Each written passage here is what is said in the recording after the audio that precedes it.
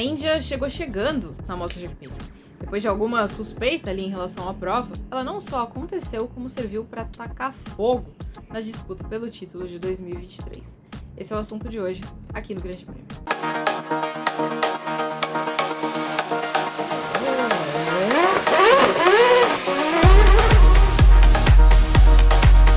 Se você está sempre ligado no noticiário da MotoGP, você sabe que a realização desse Grande Prêmio da Índia veio com alguma polêmica.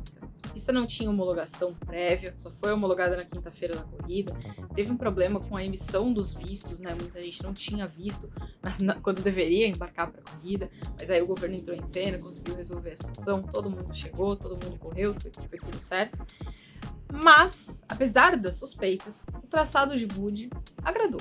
Já na quinta-feira os pilotos falaram bem, tiraram um pouco a mão, né, porque eles tinham dado uma pressionada, tinham criticado, tinham levantado temores em relação à segurança, mas já na quinta-feira, quando eles andaram a pé mesmo, eles já falaram que não parece ter nada extremo, a gente até gostaria que alguns muros estivessem um pouco mais distantes, mas não tem nada muito extremo, dá pra pensar em melhorar pro próximo ano.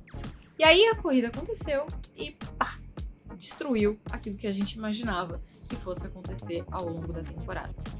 Pecco Bagnaia começou o ano na defesa do título, né, é o campeão vigente, e ele vinha fazendo isso muito bem. Aquele Pecco da primeira metade do ano passado, que era um Pecco meio instável, que abandonava muito, que perdia muitos pontos, ele basicamente não existe mais. Ele deu lugar a um Pecco que é muito eficiente, que está sempre nos ponteiros, e que comete um ou outro errinho ali às vezes. Mas nessa fase mais recente, a gente não tinha visto isso acontecer. O Pecco que correu em Misano, por exemplo, foi um Pecco muito cerebral e que conseguiu diminuir um dano que poderia ser imenso. Naquela queda na Catalunha, ele perdeu, né, muitos pontos, não completou a corrida, se machucou. Mas aí quando chegou em Misano, ele não conseguiu vencer, estava, né, fisicamente abalado, mas conseguiu ali ficar no pódio, então ele deu uma controlada, né, estancou a sangria. Quando chegou na Índia, ele não teve a mínima chance de fazer frente ao Jorge Martin. O Marco Bezzecchi até teria, né, na corrida sprint, porque ele tinha um ritmo muito melhor, ele fez uma corrida de recuperação excelente depois de um lance ali com o Luca Marini no início da corrida, mas o Pecco efetivamente não tinha nada para dar para poder enfrentar o Martin. O Martin estava muito mais forte do que ele na corrida de sábado. E aí o Pecco partiu para a prova de domingo sabendo que precisava trabalhar um pouco na moto, especialmente no ponto da freada, porque era isso que estava incomodando ele. Ele não sente que ele tem a mesma estabilidade que ele tinha antes naquilo que ele considera ser um ponto forte dele com essa moto. Na corrida de domingo, a gente tinha aquilo que sábado já deixou a pista. Um Bezzecchi muito forte, e foi isso que ele fez. Tomou a ponta, escapou e ninguém mais viu. Mas a disputa pelo segundo posto era importante, porque o Pecco tinha que frear essa crescente do Martin. Não dava mais para ficar perdendo pontos para ele. E aí ele foi pro combate, conseguiu ficar na segunda colocação, só que aí ele deu aquela empolgadinha, acabou que errou, caiu e abandonou a prova.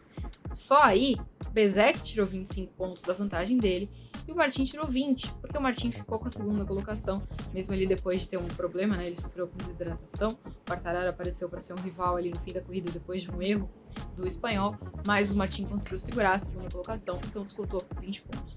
O Pecco chegou na Índia com 36 de frente na liderança do Mundial de Pilotos, o que na prática significava que ele já podia perder ali mesmo a liderança do campeonato, já que a etapa como um todo vale 37 pontos, né? Desde a chegada das corridas sprint no início do ano, cada fim de semana da MotoGP vale 37 pontos no Mundial de Pilotos. Ele não perdeu a liderança, mas a vantagem dele caiu para 13 pontos em relação ao Martin e 44 em relação ao Bezzecchi. O Pecco saiu dizendo que, ainda que a pontuação não seja lá favorável, né, não seja o cenário que ele prefira ter, o que mais preocupa ele está no desempenho mesmo, porque ele não sente que ele tem mais aquela força que ele tinha antes. A freada está incomodando muito. Ele entendia que essa era uma das principais forças dele, porque ele não está mais conseguindo ser eficiente nesse ponto.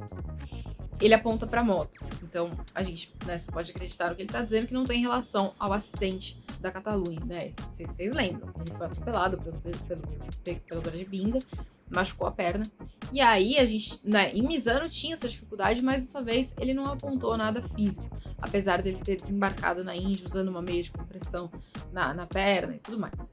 Mas ele não apontou o ponto físico, ele insiste que é uma questão da moto e precisa resolver isso na moto. Martin, por outro lado, tem a mesma moto e tá em grande fase.